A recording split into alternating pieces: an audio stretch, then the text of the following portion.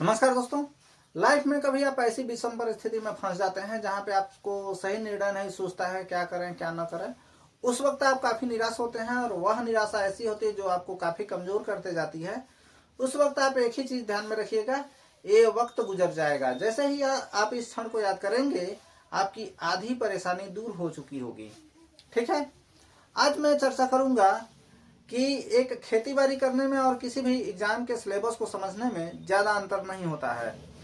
हाल ही में यूपीपी का रिजल्ट आया है, उसमें काफ़ी मेरे पुराने स्टूडेंट थे, लगभग 1 साल 1.5 साल जिनको मैं पढ़ाया था, वह मेरिट के आसपास कुछ लोग आकर के फंस गए हैं। कुछ लोग निकल गए हैं, 10-15 की संख्या में निकले हैं, लेकिन 8-10 लोग आकर के मेरिट के आसपास निकला उनका भी है, लेकिन 1 ही 2 नंबर ज़्यादा है। अगर मेरिट बढ़ा तो ये लोग बाहर हो जाएंगे। ठीक है,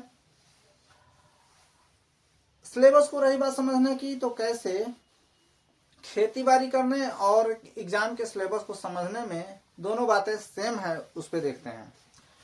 ये है समतल खेत और ये है उबड़ खाबड़ खेत, ठीक उसी प्रकार से जैसे सिलेबस होता है। अब देखिए, इसमें जब सिंचाई किया जाता है तो पानी कम लगता है, समय कम लगता है। और इसमें जब सिंचाई किया जाता है तो पानी की आवश्यकता भी ज़्यादा होती है, मेहनत भी ज़्यादा होती है और समय भी ज़्यादा लगता है। उसी प्रकार से ठीक जैसे आप एग्जाम की तैयारी करते हैं। ठीक है, अब इसमें फसल क्या बोया जाता है? धान, गेहूं, मटर, गन्ना, ये सब इत्यादि बोया जाता है। उसी प्रकार से जैसे वनडे एग्जाम में UPP, SSC, GD, civil services हो गया, स्टेट पीसीएस हो गया, ठीक, सबका सिलेबस अलग हो सकता है, लेकिन समझने का और पढ़ने का तरीका एक ही होता है। यहाँ पे देखेंगे, समतल खेत होने का मतलब यहाँ बड़े जमींदारों का खेत है, जो 1 एकड़, 2.5 एकड़, 1 हेक्टेयर से ज्यादा होता है, उनका खेत समतल होता है। और यहाँ यानी कि जो ब्रिलियंट स्टूडेंट हैं उनका सिलेबस ये होता है, जो प्रत्येक पॉइंट को बराबर से पढ़ते हैं। और यह कमजोर स्टूडेंट का खेत होता है, यानी कमजोर स्टूडेंट कमजोर नहीं होता है, वह परिस्थितियों का मारा स्टूडेंट होता है। ठीक है, यह खेत होता है मिडिल क्लास वालों का, उबड़ खाबड़। ऐसे लोग पानी ज़्यादा चलाते हैं, खेत में सिंचाई ज़्यादा करते हैं, समय ज़्यादा लगता है, मेड़बंदी करने में तो पसीने छूट जाते हैं। उधर बांधेंगे तो उधर फूट जाएगा, उधर बांधेंगे तो उधर फूट जाएगा, दूसरे के खेत में पानी चला जाता है। उसी प्रकार से सिलेबस है यहाँ पे। ऐसे लोग जो सिलेबस के प्रत्येक पॉइंट पे बराबर से ध्यान नहीं देते हैं, वह प्रत्येक एग्जाम के मेरिट पे या मेरिट से 1-2 नंबर से रह जाते हैं। हमेशा कहते फिरते हैं कि मेरा 1 नंबर से 2 नंबर से नहीं रह गया, या कहते हैं मेरा निकल गया था, जैसे ही मेरिट बढ़ा हम बाहर हो गए। और ऐसे में कई स्टूडेंटों को जानता हूं जो 4 साल 5 साल से मेहनत करते हैं और मेरिट पे आके छट जाते हैं। एक पॉइंट और है, कुछ लोग कट ऑफ को लेकर के काफी ज्यादा चिंतित होते हैं। कट ऑफ को लेकर के चिंतित आप मत रहिए, आप मेहनत करते जाइए, मेहनत करते जाइए। कट ऑफ को लेकर चिंतित रहेंगे तो आपका माइंडसेट उसी पे काम करेगा और उतना ही मेहनत करेंगे कि किसी तरह से कट ऑफ में आ जाए। और वहां पे वे विद्यार्थी फंस जाते हैं जो 1 या 2 नंबर से मेरिट लिस्ट में आते हैं।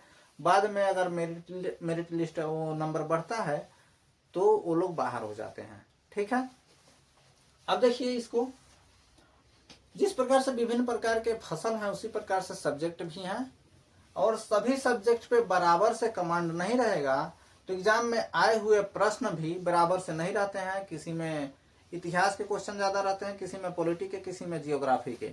ठीक है, यदि मान के चलते हैं इतिहास आप ज्यादा पढ़े हैं तो केवल इसमें इतिहास ही बढ़िया से कर पाएंगे ना। यानी कि जहाँ पे ये वाला मान लीजिए समतल है, यहाँ पे यहाँ हिस्ट्री वाला पार्ट हो गया, तो केवल हिस्ट्री का ही बढ़िया से सिंचाई कर पाएंगे ना। बाकी तो सब है, सभी सब्जेक्टों में सूखा लगा हुआ है, वह तो बंजर हो जाएगा। इसीलिए मैं कह रहा हूं कि आप बार बार मतलब बराबर से प्रत्येक सब्जेक्ट पे ध्यान दीजिए, उसी क्रम में ध्यान दीजिए जिस क्रम में एग्जाम में क्वेश्चन का वेटेज रहता है। जैसे मैथ का अगर मान लिया जाए, मैथ का वेटेज ज्यादा है तो मैथ ज्यादा पढ़िए, रीजनिंग का वेटेज ज्यादा है तो रीजनिंग ज्यादा पढ़िए, जीएस का वेटेज ज्यादा है तो आप जीएस ज्यादा पढ़िए। तभी आपका जो सिलेबस है वह समतल होगा। समतल कर लेंगे तो आपको टाइम कम लगेगा, मेहनत भी कम करनी पड़ेगी और समय भी कम लगेगा।